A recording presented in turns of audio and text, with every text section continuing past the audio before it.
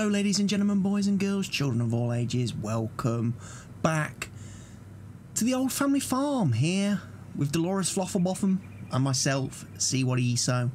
And we've got a slightly different perspective of the world today as we start this video. Delores has been doing a bit of parkouring and has discovered she can get on the mower shed roof, the vehicle shed roof, by climbing on them barrels and hopping up. Crazy ass woman. That's what she is. Right, what have we got to do today? Well, let's have a look first of all. How are the fields looking?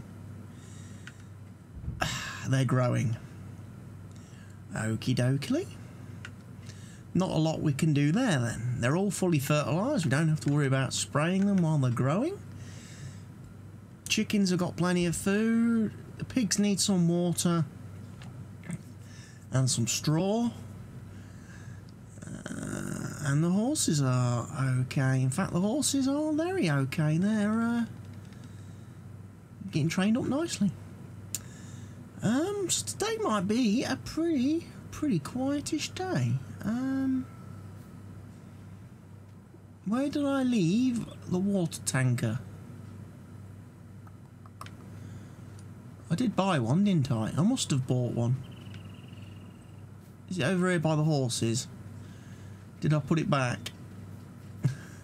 You'll have to forgive me. It's been a couple of days since I've been here on the old family farm with Delores here. I've been over on Fenton Forest for a couple of days, checking out how Mr. Miyagi's getting on over there with his new farm, over in the Fenton Forest farm. And as a result, I've kind of been away from Delores for a couple of days, so I've kind of lost track of where she is and what she's doing.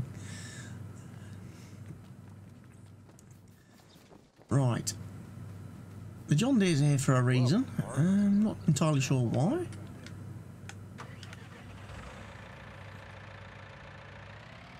Don't know if we plan to do anything with him. I can't actually remember. As I say, I've got no idea what happened in the last episode. And it's been, like I say, I've been away on Fenton Forest that I was amazed. I got myself prepared nicely to do some recording on Fenton Forest, by obviously getting plenty of videos here sort of loaded up. So I've got plenty of these videos have all been scheduled well ahead of time of when I actually recorded them and that. So yeah, by the time you get to watch this episode, it will have been, wow, it'll probably be a week after I started my Fenton Forest series, which means it's probably been about a week and a half since I was last here on the old family farm. So yeah, it's easy to lose your train of thought and forget what you were doing. We'll get the piggies taken care of.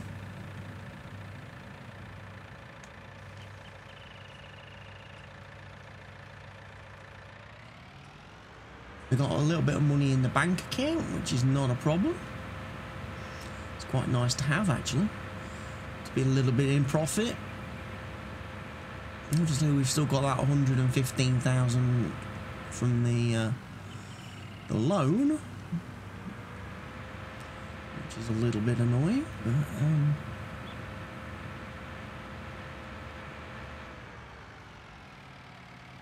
we'll be able to get that repaid fairly soon once these fields start growing in and cashing in on the crop situation. Don't need to give water to the chickens, do we? So yeah, could be a short episode, everybody. Got plenty of time before the crops are due to be harvested. I have changed the growth control settings a little bit more. I don't know whether I've done it on this map. I know I did it on Fenton Forest to put a lot more time between the growth stages, so the crops take a lot longer to grow.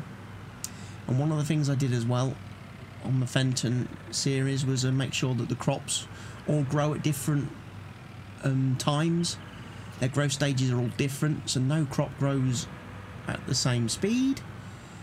And I'm not entirely sure whether I did it on this map before I started playing today. I probably didn't. So these growth stages are probably... The easiest way for me to check is to hop out the tractor and have a look. Wheat, canola, barley... where's oats? Okay, there's a little bit of difference there in the growth cycles. A couple of them are at the same... Soybeans, barley and corn and wheat are at the same growth speed. Looking at that. Potatoes and sugar beet are at the same growth speed. Sugar cane's at a different on its own. Poplars are on its own. Cotton's on its own. Grass is on its own. So I've probably got wheat, barley and soybeans.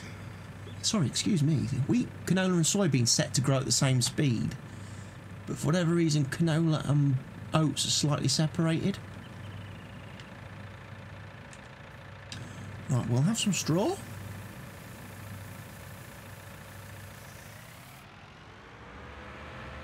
We'll go back and top up the horses.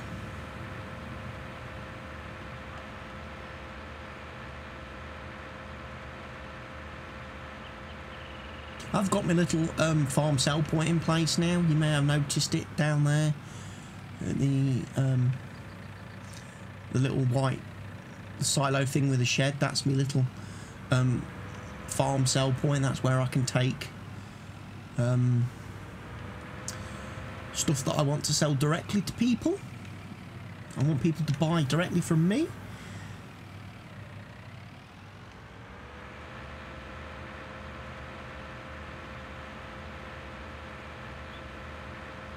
It's where I can sell manure and slurry, because there isn't anywhere on the map to do that. That was one of the key points to put it in, because obviously the pigs are going to be producing manure and slurry pretty quickly.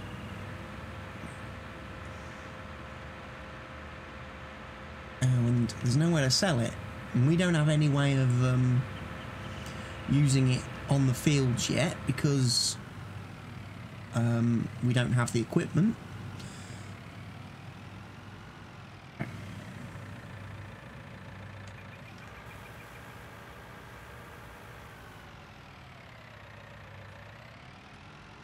Didn't use all that much straw then, so there's a little bit of manure here, look. Already. How much have we got? 3,000 litres. Oh, sorry, 2,500 litres of manure, 3,000 litres of slurry. That's not too bad.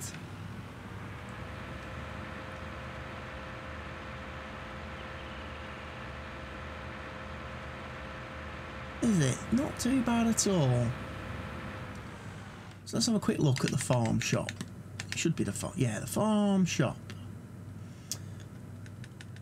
So, for example, the straw I'm carrying is worth a lot more per litre here, selling it direct, than it is taking it to the bay hay and feed. Look.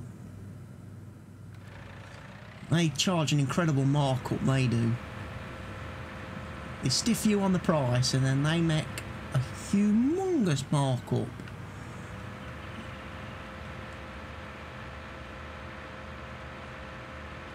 That's why you've got to cut out the middleman. You've got to sell direct to customers.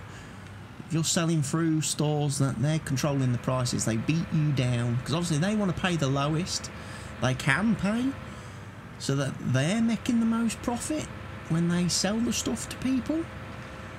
If I can sell directly to the customer and undercut them in the process, hey ho, we're on a winner. A winner, winner, chicken dinner, as they say.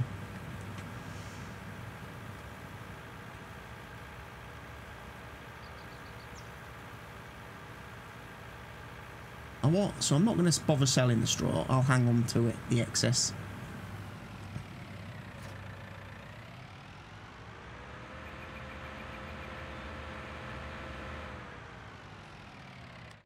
pallet of eggs there. What contracts have we got available? Field 14 needs sowing. Field 4 needs to be cultivated. Field 9 needs fertilising. Field 8 needs harvesting. Sugar beet. We're not doing sugar beet. £1 grand? £1,000 to sow field 11 with soybeans? Not really in it. Not really my cup of tea, that.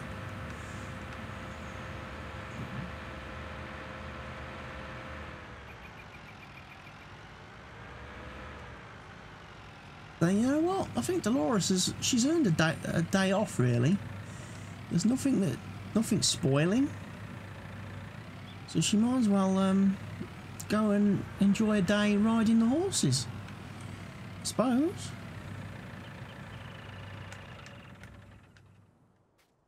And that way then she can get that job done nice and early. She can have an early night, because I would guess the harvesting will want doing in the morning or tomorrow.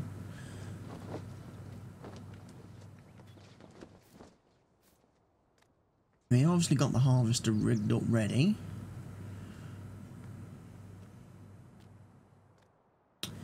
So let's go and have a look at the horses, shall we?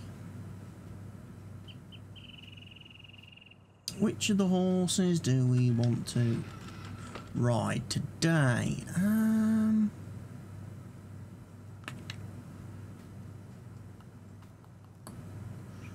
The nice black one? Mr. Frosty?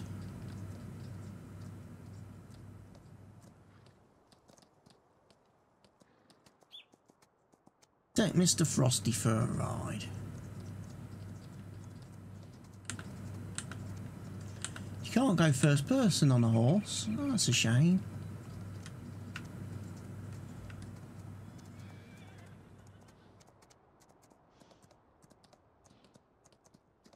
Have a ride down to the animal dealer.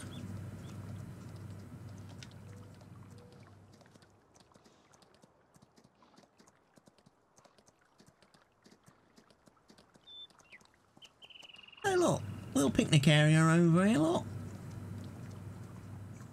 Some people fishing. Well, let's not go and interrupt them.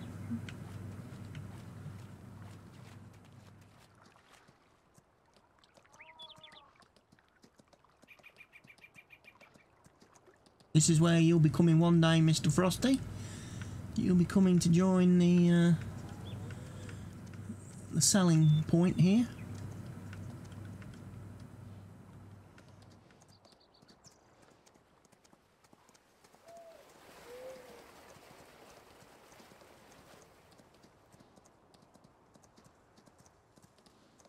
We don't venture out onto this part of the map all that often, do we?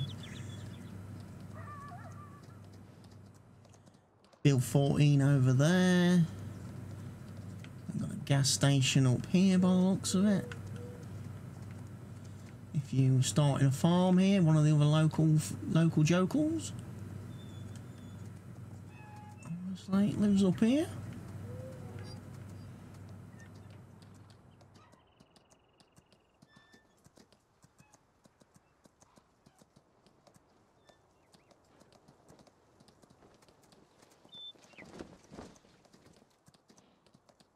Few little trees and bits and bobs.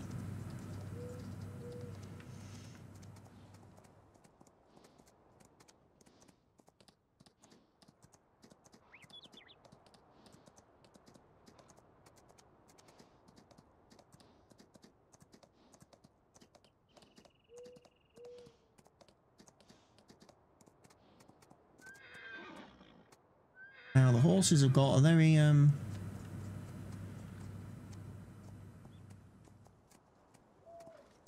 very wide turning circle. And they turn a bit like tanks. Well, they don't turn like tanks, do they? They turn like the Titanic.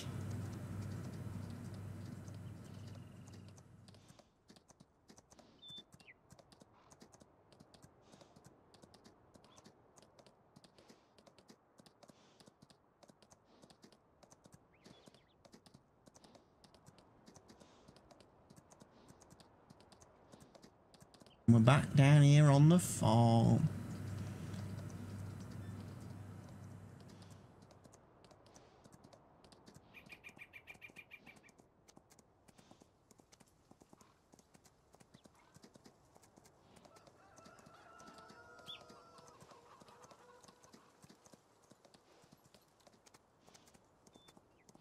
We'll put Mr. Frosty away, and then, as I say, we'll probably leave Delores for the rest of the day and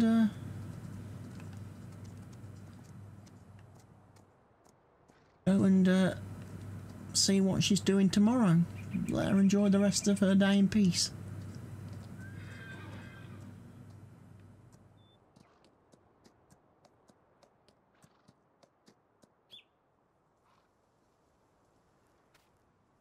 Need to brush you now. Need to brush you. There we go. Mr. Frosty is back in the stable. Stable is closed. Mr. Frosty should be nicely on his way to some more training. Where is Mr. Frosty? There he is. Daily riding, well, he's at 79%, so he probably needs a little bit more of a run later. But we'll give him a rest for a few minutes before we take him out again. And I will see you guys tomorrow.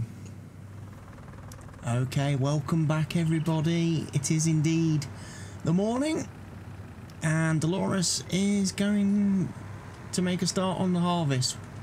3 of the fields are ready to be harvested clean. The others 2 over here, 2 and 5, are a little bit further behind, but hopefully by the time we've harvested fields 3, 6, 7 and the currently unidentified field, we'll be somewhere closer to harvesting those.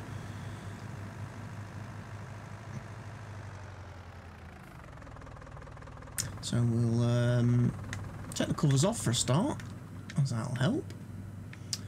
And then we're going to do this.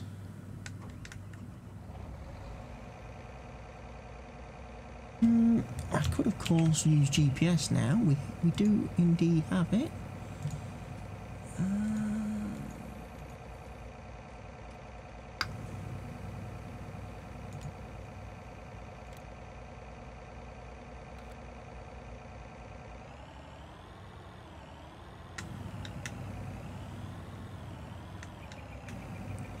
Got to unfold the harvester first, of course you have. Well, we can get to the good bit.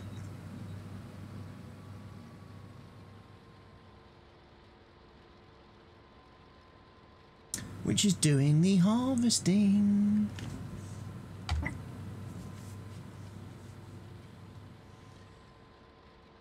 So the John Deere does actually, it's a bit interesting. The John Deere harvester does actually tell you how much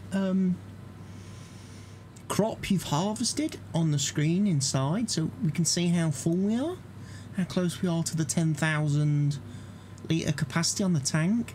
One of the things I was saying over on my Fenton Forest playthrough, I was obviously using the New Holland over there, and the screen doesn't tell you anything. In fact, a lot of the screens in a lot of the vehicles don't work and don't give you any kind of real-time, real information feedback.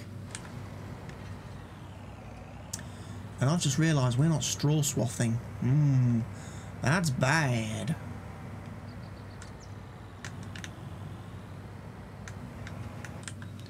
Need to fix that. I do want the straw.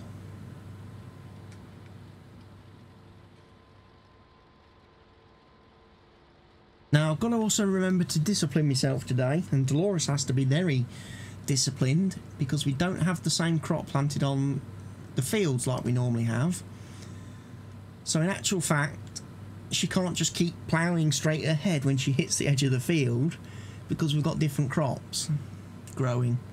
So she does need to pay attention, and also when she's manoeuvring the harvester, that she doesn't drive over the crop of another field by mistake or accident, while she's trying to line up for her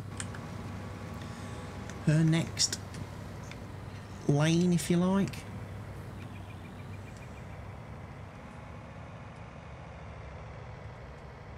Whoa! And that's what I'm talking about. She's got to be a bit careful doing tricks like that, because she will end up destroying crop if she's not careful. And we don't want her to destroy crop, do we? Oh, wrong button. That's a big dump of straw there that I'm going to have to pick up later.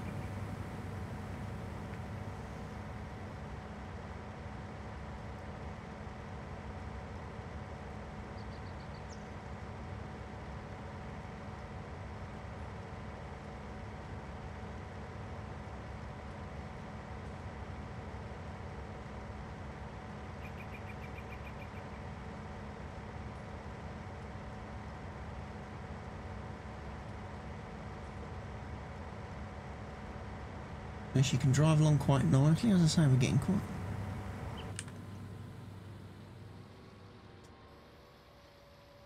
I'll tell you what, it's a good job I was checking there, wasn't it? I was getting a little bit carried away. I was thinking to myself, we're driving along quite nicely. We're harvesting the crop, and then I suddenly thought, hold on a minute, I've turned the hood off.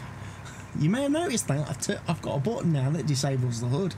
There's a mod that hides the hood, giving you full screen access to the game, which is nice. The problem is, when you're using a harvester, it's very easy to forget that you need your fuel capacity and end up driving all over the crop and destroying it.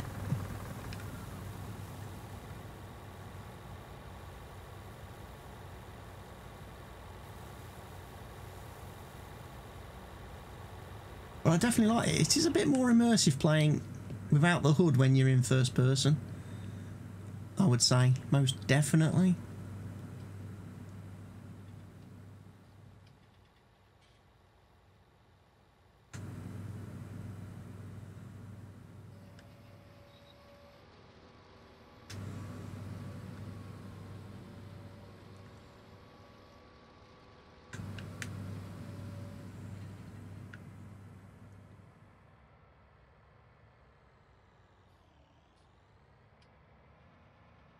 Get ourselves nicely lined up.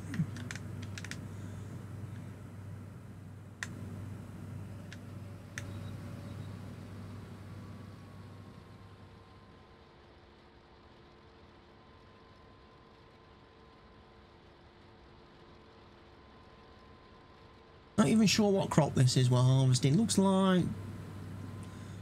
is it barley or wheat? It's hard to tell.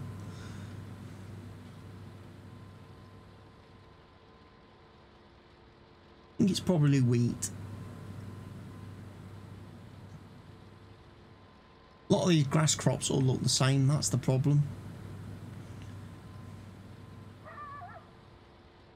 I know we've got soybeans planted in front of us because that's the biggest field we've got at the minute, so it makes the most sense to get soybeans off of that field.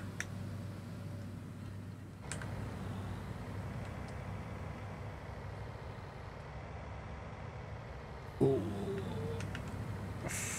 Watch the crop, Delores.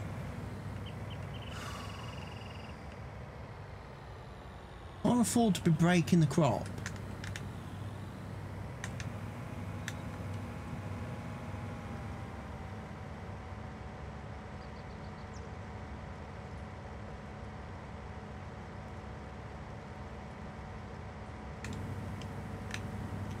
So what have we got planted?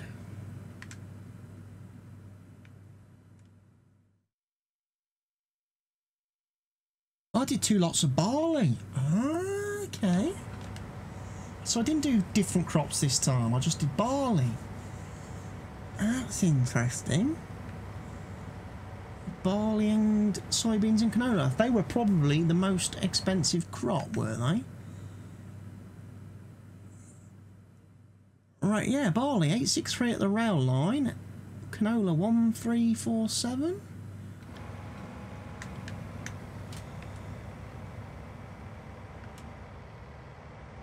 And soybeans is always value for money.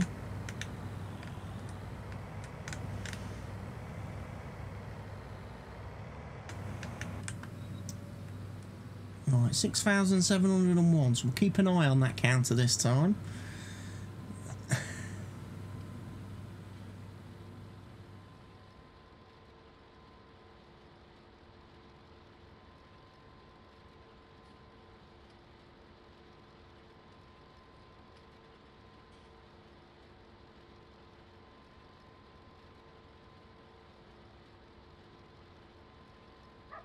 Will we hit 10,000 litres at the end of this row? Probably.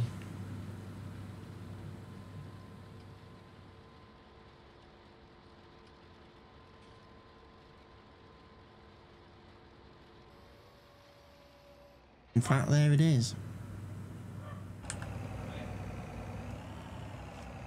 Yeah! Righto! I need to actually steer away from the crop. That's the problem. We are going to destroy the crop. That's the first time I've actually been in the position where I've been on the wrong side.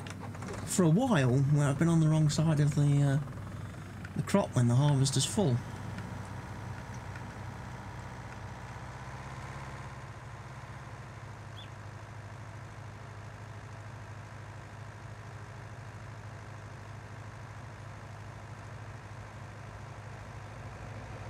Another 10,000 litres in, that's 20,000 litres now in here. We have got capacity for 35, so we get another unload and a half out of the harvester before we need to go and empty.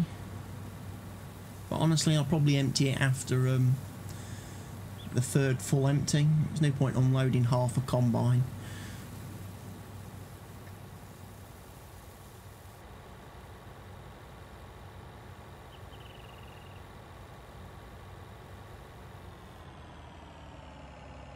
Right, let's pipe in and let's get back to the harvest. I've got to turn around, so I don't need that on at the second.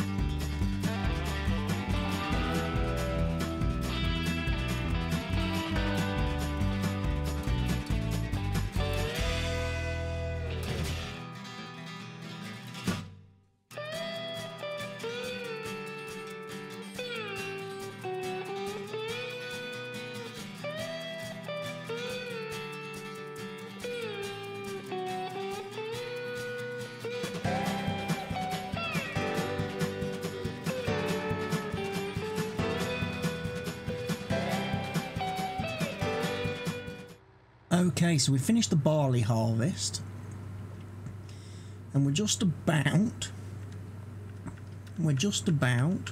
to see how much barley we've actually got off this previously unidentified field.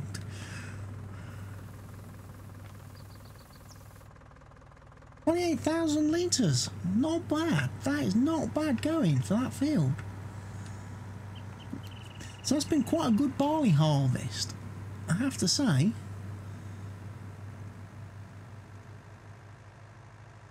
Obviously the soybeans will be next, and they will give us a good harvest as ever.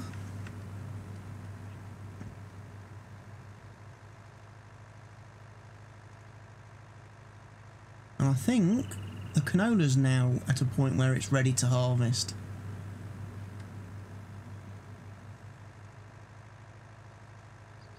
As well.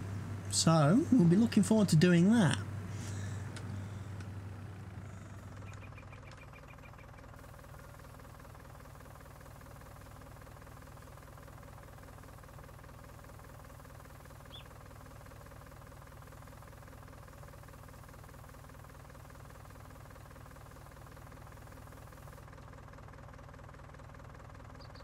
So, I'm actually going to end the video here at this point, and when you come back for the next episode, we'll be carrying on with the harvest. Delores, obviously thanks you all for watching this episode. I know it's been a bit sort of scattered, with the start being riding horses and stuff like that, and waiting for the crops to harvest, and now we've got the harvest in a harvestable position. It's probably going to take longer than I can do in one episode, hence why I'm putting a break in the episode at this point. So thank you all for watching the video. I hope you'll go ahead and click that like button. I hope you've got leave any of your questions, comments, suggestions, feedback, etc. in the section down below. And of course, if you're not already doing so, I hope you've gone ahead and clicked that subscribe button and you've become a subscriber of the channel. It doesn't cost you a penny, and you get to continue to watch all my great content. So from me, here on the old family farm with Delores Flofflebotham, I say goodbye, and I'll see you all again very soon.